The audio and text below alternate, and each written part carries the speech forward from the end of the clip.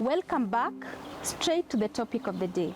Welcome to the show, Rose. Thank you so much for having us. We are really humbled that you have taken time to be able to share this information on air pollution with us. I'm wondering, supposedly I've been affected as an individual, a common person from Kiambu. Yes. And I feel I need to be able to push this agenda forward. Yes. And I come to you and say, I have this issue, there's air pollution in my environment where I live, and I would like to escalate this to NEMA. Yes. Can you do that for me as an individual? Yes, as a government department, Okay. we are able to do that for you. We can be able to come with our van and do all the measurements, do the analysis for you, and you'll be able to get. But now it has to be at an expense, because we'll have to pay for security. We have to pay for the fuel. We also have to do a lot of things when we are doing the analysis and all that. Yes. And we have 2 stations in Kenya. That is here in Nairobi. We have the Global Atmosphere Watch station in Nairobi. That is regional. And we also have a Global Atmosphere Watch station in Mount Kenya. And here in Nairobi, we do measurements of the ozone. We do the vertical ozone, total column ozone, and also the surface ozone. And we have instruments at our offices that do the measurements of all these all these 3 types of measurements of the ozone. At Mount Kenya, we also Maybe have you can simplify to us and tell us what is the ozone? Yes. What is an ozone? Ozone, it's like a... Now that you mentioned greenhouse gases, you know, most of the people think, you know, when you mention greenhouse gas, they think it's gas in a greenhouse. You can simplify the information and tell us what is greenhouse gases. Okay, the greenhouse gases, these are the gases that are in the atmosphere. Most of them are just, they are those ones which are produced naturally. In fact, most of them are produced naturally in the atmosphere. But now because of the industries and all this burning of the fossil fuel and combustions and all that, and these wildfires and use of charcoal and the rest, we have produced more, like carbon dioxide. We have produced it more into the atmosphere. And now it has reached a place where that these gases reach in the atmosphere and at the top of the, let's say about at the top of the troposphere, it creates like a ceiling. You see, it creates a ceiling. So there is this radiation, the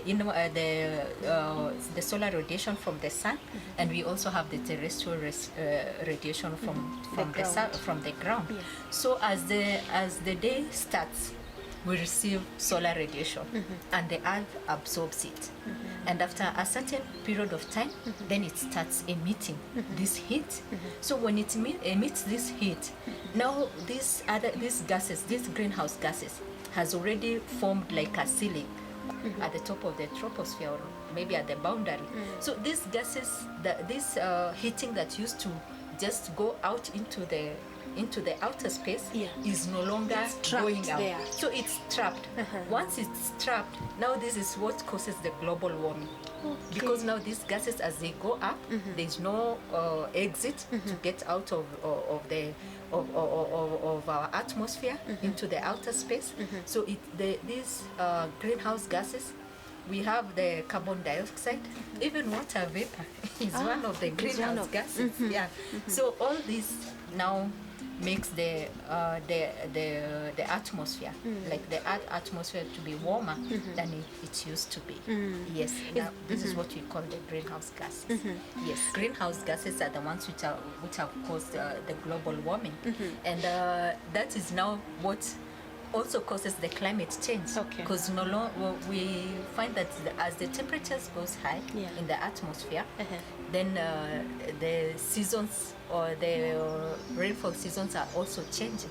The variability of the rainfall seasons. Nowadays you find that either there's an early onset of rainfall for the season or a late onset.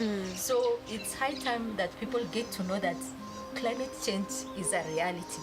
It's no longer like a myth that we used to say that this is what happens in other regions, it's not happening here. But it's happening. The droughts have become frequent, and the flooding has also become so high that you wonder rainfall can just pour in one day. The rainfall for maybe that is supposed to be for the whole season just pours in one day. You find that a certain station records maybe about 100 millimeters of rain, and the long-term means for that station might be maybe about 50 or something like that millimeters. Yeah. So this is what these are the effects of the climate change. Air pollution has no boundaries. Okay. We can be doing all our best here in Kenya, making sure that we do all the regulations that are there for the air quality and all that. But our next door neighbor might be polluting or doing all sorts of things to produce all these pollutants. And because of the circulation of air in the atmosphere, you will find that these pollutants will just be transported all the way from your neighbor and brought it to your country. I think you've heard about the carbon trade. Yes. And the carbon trade issue is that these big countries or continents that are polluting, they're supposed to pay us. Those people maybe who are doing, like maybe here in Africa, they should be paying us for sustaining the environment. When we do tree planting and all that, there's a certain, like the last COP26, there was that argument by most of the African countries.